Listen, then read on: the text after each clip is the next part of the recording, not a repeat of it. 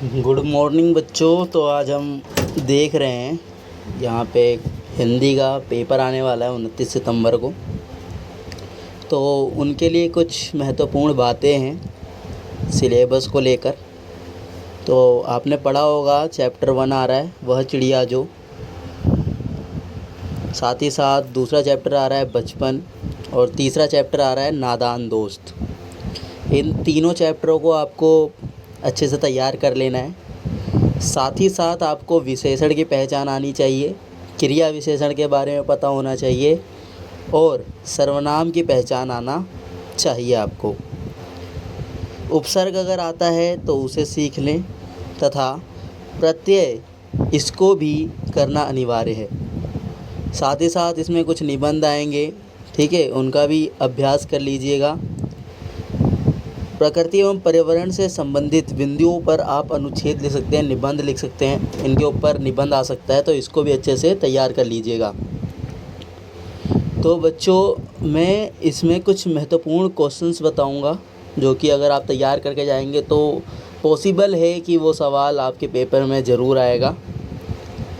तो ज़्यादा देर ना करते हुए हम वीडियो में आगे बढ़ते हैं। ठीक, ये चैप्टर है आपकी वसंत की बुक का वह चिड़िया जो। इसमें से मुझे कुछ महत्वपूर्ण क्वेश्चंस लगते हैं, मैं उन पर टिक करता हुआ चलूँगा। जैसा कि आप यहाँ पे देख रहे हो क्वेश्चन नंबर 3, ठीक है, क्वेश्चन नंबर 3 सवाल क्या है, इस कविता के आधार पर बताओ कि चिड़िया को किन किन चीज़ों से प्यार है। ठीक है, ये सवाल आ सकता है। साथ ही साथ आगे जाने के बाद ये थोड़ा सा 4 या 3 नंबर में क्वेश्चन आ सकता है, आशय स्पष्ट करो, रस उड़ेलकर गा लेती है से क्या मतलब बनता है, चढ़ी नदी का दिल टटोलकर जल का मोती ले जाती है, इससे क्या मतलब बनता है इसका। ठीक है, ये सवाल आ सकता है। साथ ही साथ यहाँ पे लास्ट में आपने देखा होगा भाषा की बात, इसमें से ये दूसरा क्वेश्चन जो कि लिखा हुआ है यहाँ पे, वह चिड़िया डैश जुंडी के दाने रुचि से डैश खा लेती है, वह चिड़िया डैश रस उड़ेलकर गा लेती है।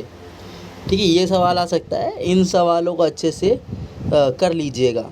ठीक है, तो आगे बढ़ता हूँ, दूसरे और तीसरे चैप्टर में देख लेते हैं उसमें से कौन सा महत्वपूर्ण क्वेश्चन है। दूसरा चैप्टर है जिसका नाम है बचपन। इसमें लेखिका अपने बचपन को कनेक्ट करती है वर्तमान के जीवन से, क्या फ़र्क आया क्या फ़र्क नहीं आया इसके बारे में। तो इसमें भी कुछ महत्वपूर्ण सवाल हैं जो कि मेरी दृष्टि से हैं, मैं उस पर टिक लगवाऊँगा। ठीक है, तो यहाँ पे आप देख सकेंगे कि इसमें कुछ सवाल है। पहला सवाल, लेखिका बचपन में इतवार की सुबह क्या क्या काम करती थी। ठीक है, दूसरा सवाल, लेखिका अपने बचपन में कौन कौन सी चीज़ें मज़ा ले लेकर खाती थी, उनमें से प्रमुख फलों के नाम बताइए। ठीक है, और सवाल आ सकता है स्मरण करने से, स्मरण से आगे अपने बचपन की कोई ये नहीं आएगा, सॉरी। आगे पढ़ते हैं, आगे कुछ और सवाल दिख रहा है हमें महत्वपूर्ण जो कि यहाँ पे है। भाषा की बात में से आ जाते हैं।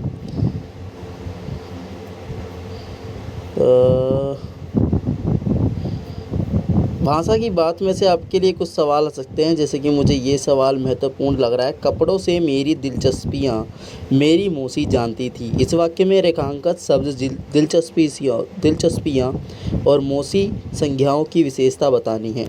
ठीक है, ऐसे सवाल आ सकते हैं बच्चों, कोई ज़्यादा खतरनाक सवाल नहीं है, ना ज़्यादा मुश्किल है। ठीक है, और यहाँ पे कुछ एक और महत्वपूर्ण दिख रहा है मुझे, दूसरा सवाल, तुम्हें बताऊंगी कि हमारे समय और तुम्हारे समय में कितनी दूरी हो चुकी है। ये मुझे मोस्ट इम्पोर्टेंट लग रहा है बच्चों, इसको आप लिख लीजिएगा। मोस्ट इम्पोर्टेंट सवाल है क्वेश्चन नंबर 2 जो कि पेपर में आ सकता है। ठीक है बच्चों, जितना हो सके इसको करिएगा। और हम यहाँ गलत पहुँच गए, पेटीएम खुल गया गलती से मुझसे। ठीक है, तो ये दूसरा सवाल है दूसरे चैप्टर के। ठीक है, 2-3 सवाल थे, इसको प्रिपेयर कर लीजिएगा ताकि आपका आंसर ठीक हो और आप ज़्यादा स्कोर कर सकें। ये आ गए हम तीसरे चैप्टर पे जिसका नाम है नादान दोस्त। इसमें आपको चिड़िया की कहानी देखने को मिल जाएगी, कैसे एक भाई बहन चिड़िया के अंडों को संभालने के लिए उन्हें छू देते हैं। ठीक है, तो इसमें से भी कुछ महत्वपूर्ण सवाल बनते हैं जिनको मैं टिक करवाता हूँ। यहाँ से सवाल बनते हैं, देखिए यहाँ पे सवाल बनता है, तीसरा सवाल, केशव और श्यामा ने चिड़िया के अंडों की रक्षा की या नादानी की? ये सवाल बनता है। और इसमें से पहला सवाल बनता है, अंडों के बारे में केशव और श्यामा के मन में किस तरह के सवाल उठते थे? वे आपस में ही सवाल जवाब करके अपने दिल को तसल्ली क्यों दिया करते थे? ठीक है, ये सवाल हैं जो कि इसमें से बनते हैं। साथ ही साथ अगर कहानी से आगे देखा जाए तो उसमें क्या बन सकता है, केशव और श्यामा ने अंडों के बारे में क्या क्या अनुमान लगाए थे, यदि उस जगह तुम होते तो क्या अनुमान लगाते। यहाँ पे दूसरा सवाल बनता है, माँ के सोते ही केशव और श्याम दोपहर में बाहर क्यों निकल आए? माँ के पूछने पर भी दोनों में से किसी ने किवाड़ खोलकर दोपहर में बाहर निकलने का कारण क्यों नहीं बताया। और तीसरा मुख्य मोस्ट इम्पोर्टेंट लग रहा है मुझे, प्रेमचंद ने इस कहानी का नाम नादान दोस्त रखा, तुम इसे क्या शीर्षक दोगे? ठीक है, ये सवाल आ सकते हैं बच्चों। ये मेरी दृष्टि से महत्वपूर्ण सवाल हैं, आप इनको प्रिपेयर कर लीजिएगा ताकि आप अच्छे स्कोर कर सकें।